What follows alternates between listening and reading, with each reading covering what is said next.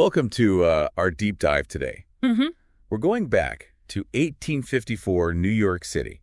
Wow. And our time machine is a single issue of the New York Times. Okay. From October 6th of that year. Makes sense. Now, I know what you're thinking, an old newspaper. Right. But trust me, this is no dusty history lesson. It's a window into a world both familiar and shockingly different. Right. I mean, we're not just reading about history, we're experiencing it through the eyes of New Yorkers who lived it. Exactly. And I have to say, some of what we found is just too good not to share. Okay.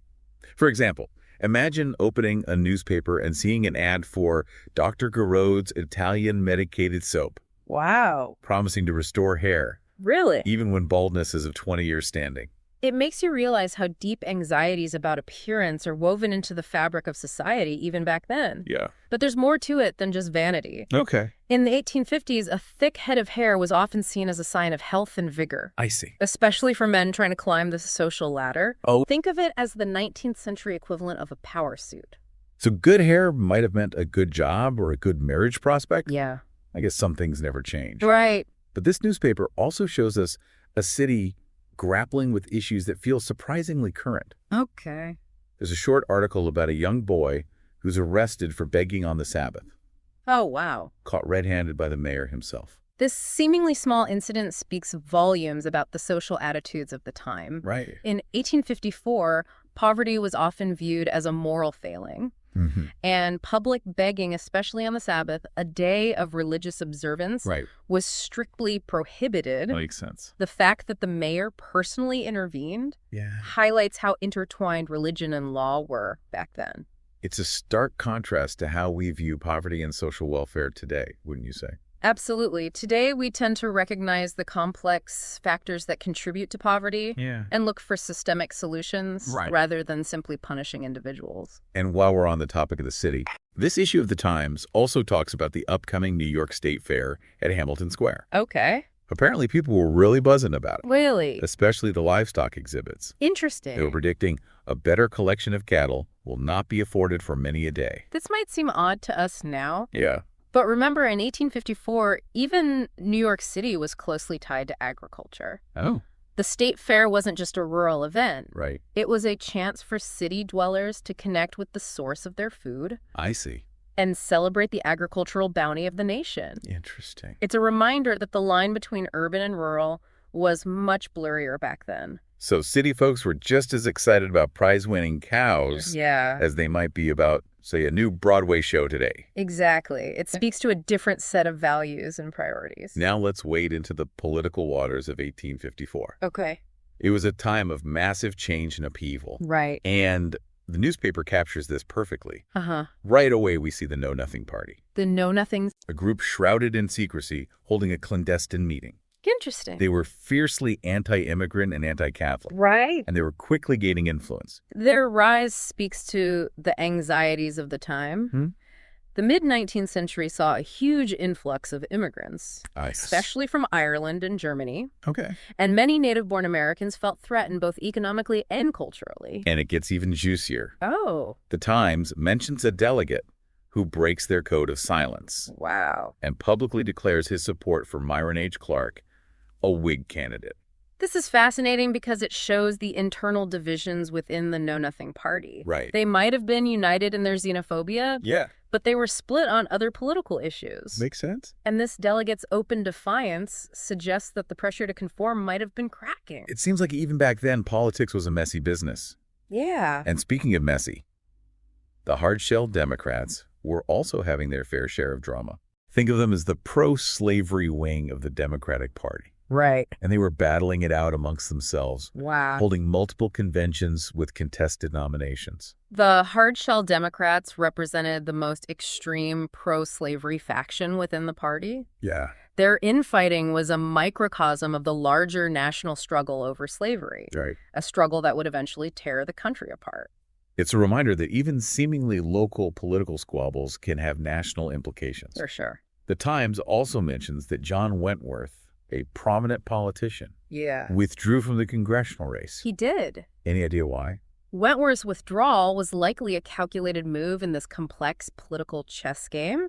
He was known for his shifting alliances. Okay. And by stepping aside, he may have been trying to avoid alienating either faction within the party. So even back then, politicians were playing the long game. They were. Now, in the midst of all this political drama, New Yorkers were still finding time for some culture. The Times highlights a new production of Lucrezia Borgia at the Metropolitan Theater. Oh, interesting. Based on Victor Hugo's work. Yeah.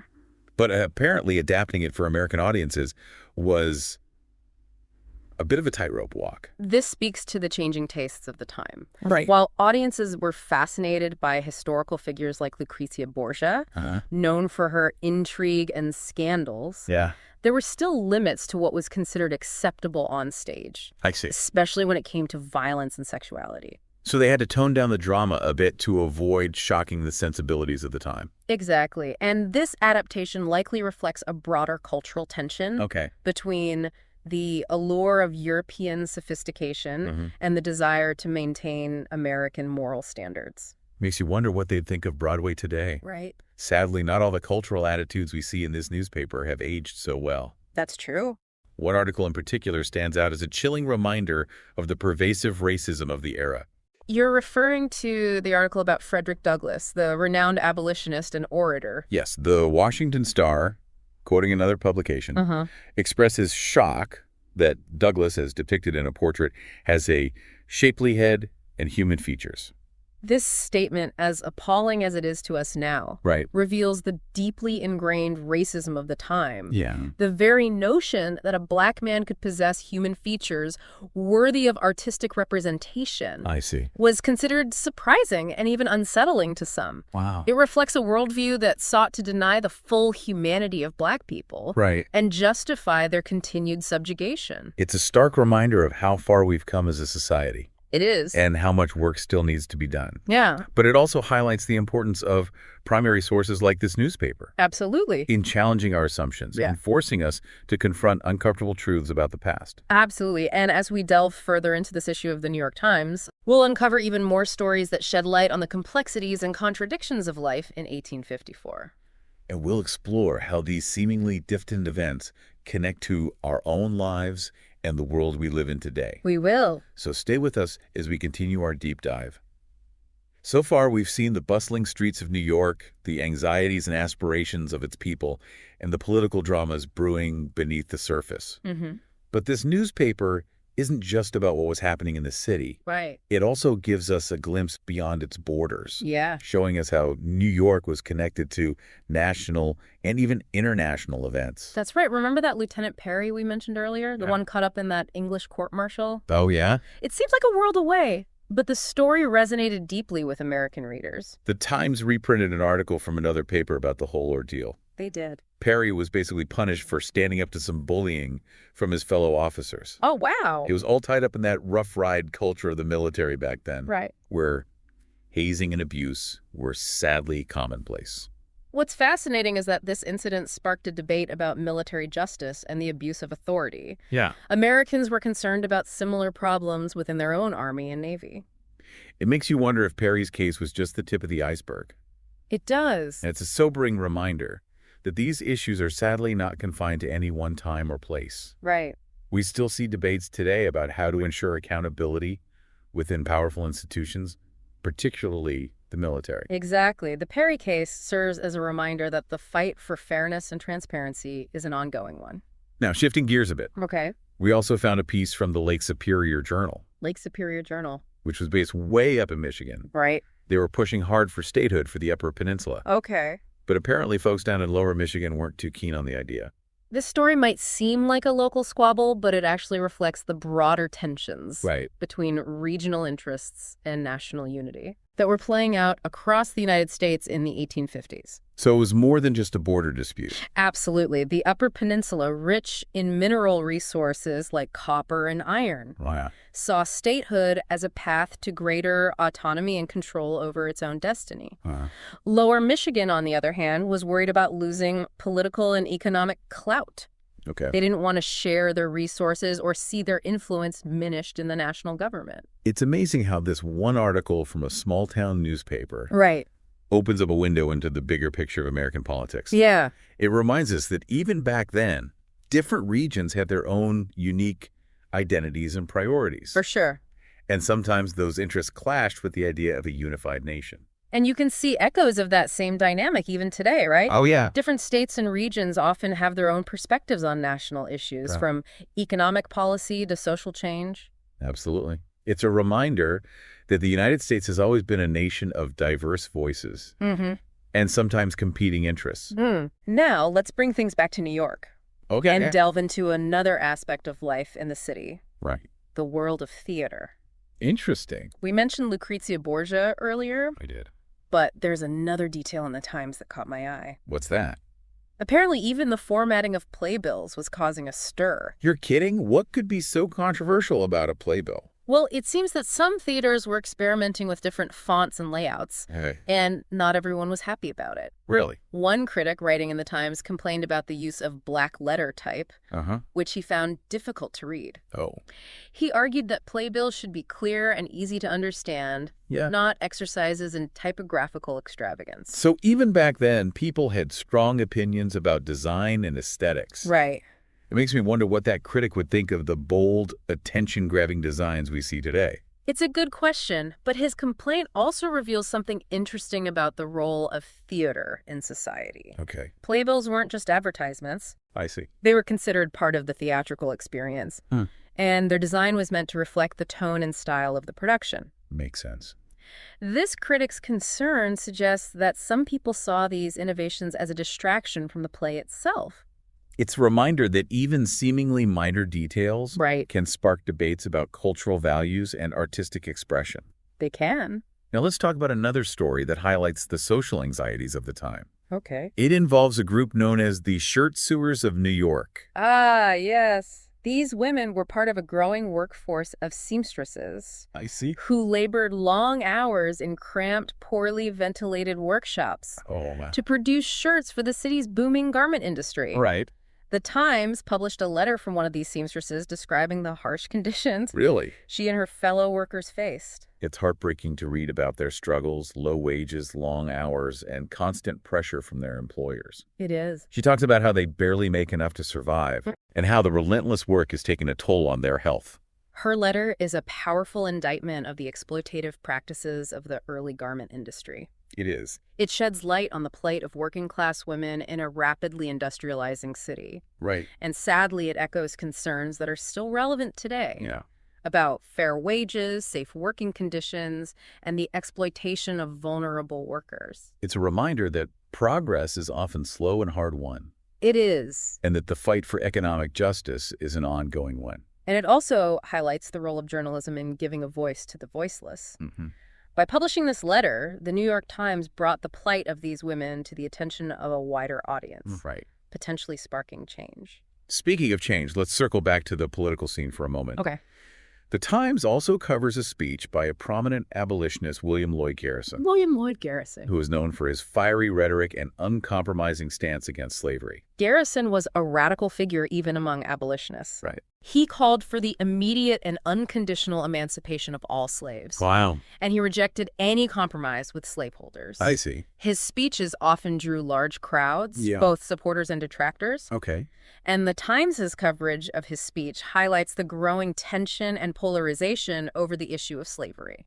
It must have been quite a spectacle to witness him in person. It must have been. The Times mentions that he spoke for over 2 hours. Really? Denouncing slavery as a covenant with death and a agreement with hell. His words were powerful and provocative, and they contributed to the growing moral outrage against slavery in the North.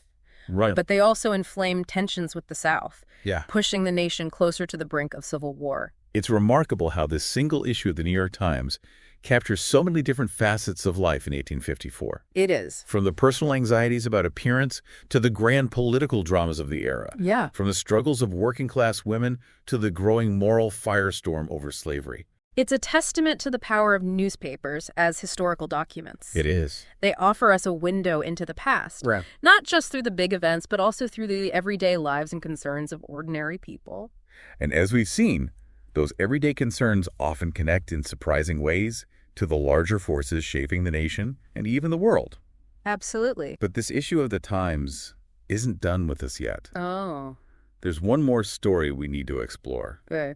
A story that takes us beyond the familiar streets of New York City and into the heart of the American West. Ah, yes. The Tale of the California Adventurers. Right. It's a story of dreams, dangers, and the enduring allure of the unknown.